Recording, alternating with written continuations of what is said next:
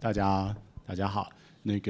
各位辛苦了。那么经过了我们从7月11号，那么一直到今天我相信稍后那大家一定会有很多感想，也想跟总统来在这个茶叙里面做一些交流。那我想首先我们就直接进入现场的提问。总统这次过境美国很特别，是在各2个地方各停留2个晚上，一共4个晚上。那这一次还是第一次在美国来进行这个茶叙，有没有什么不一样的感觉和以往比较起来呢？谢谢。首先我们还是要谢谢美国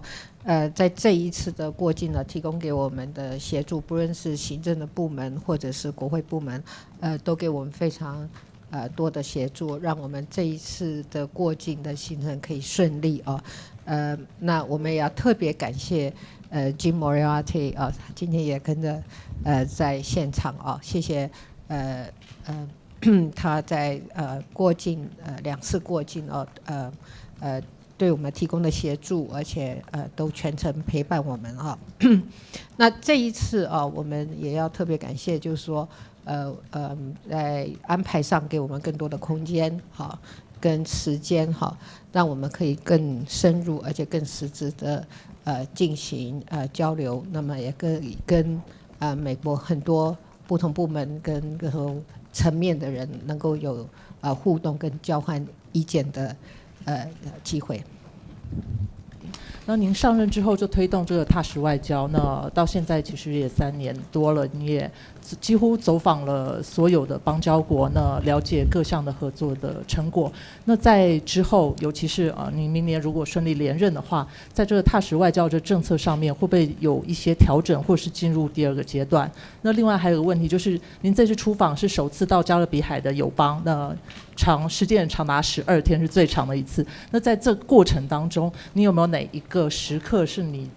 印象最深刻的？谢谢。那这一次是我就任总统以来应该是时间最长的一次出外的访问那我们总共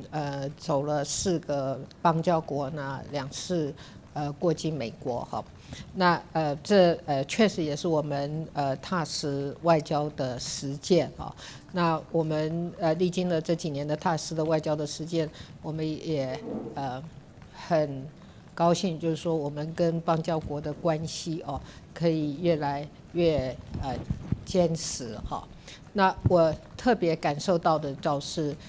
在这一次的加勒比海的几个国家的访问当中，我们有机会跟基层的民众互动而且我们也去实际看了很多跟基层民众相关、生活相关的我们对于他们的协助那举个例子来讲，像香蕉这个产业在圣卢西亚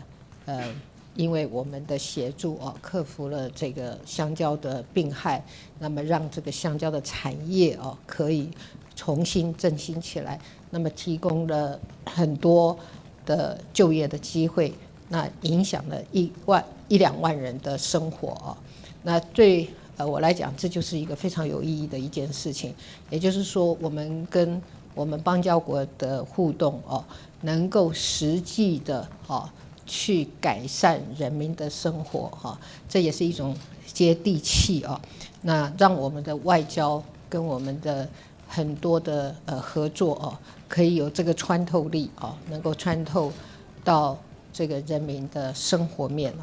所以我相信这个过程各位也都跟我们一起经历过，也会有跟我一样的感觉。